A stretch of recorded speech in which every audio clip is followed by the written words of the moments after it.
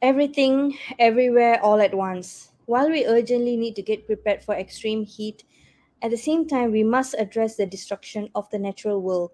And that really requires investing our energy and investments into turning around the destruction we have caused, which is making the climate emergency worse.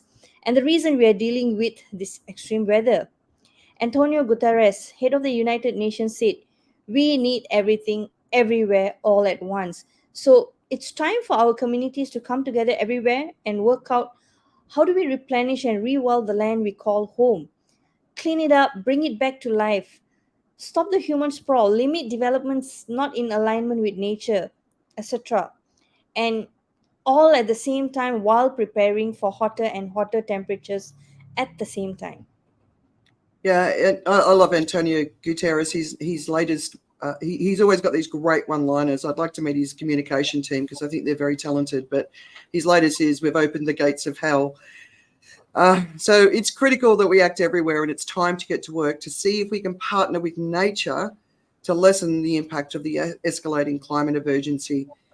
In parallel, to deal with wet bulb temperatures, let's rewild our environments as quickly as possible. And if we're by the ocean, we need to work out the best techniques that will contribute to emission reductions and other benefits such as seagrass meadows, mangroves, oysters, repopulating important species, and so on. On the land, it's trees, plants, animals, and more. Let's ask our village elders or local Indigenous communities for guidance on returning our environments to nature everywhere. And we should look back at least 50 years for inspiration. And let's clean up the waste and work out how to ensure a clean environment. Banning all single use plastics, setting up effective waste collection, composting. It's a little things. Plastic waste also blocks drains and massively increases flood risk. I've been a victim of that, so I know that very well. And Yeah. there's really a huge benefit to cleaning up our environments and just start with your neighborhood friendly drains. Yeah, no, and so I was reading that there was a study done in India when they're blocked with plastics, the flood risk is actually elevated by 1 meter. So it's a significant thing. So cleaning up the drains, and we saw that last October as well. Blocked drains, people just hadn't been paying attention to what was going on.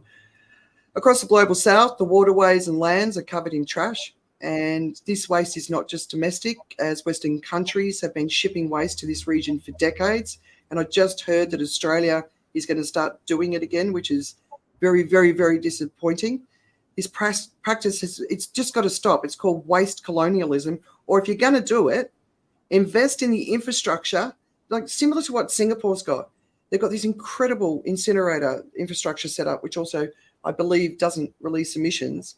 We need for every 5 million people, we need to put that sort of infrastructure in. We've got to do something to address this mega crisis. And that also comes to the never ending buildup of all waste, as well as overdevelopment, poor planning, etc. I mean, water supplies across the world, but especially in the global south, are polluted and undrinkable. More alarming, in a world rapidly heading towards water shortages, prioritizing cleaning and reinvigorating waterways must be a priority for all countries. Yeah, yeah. Uncommon courage should be everywhere. Uncommon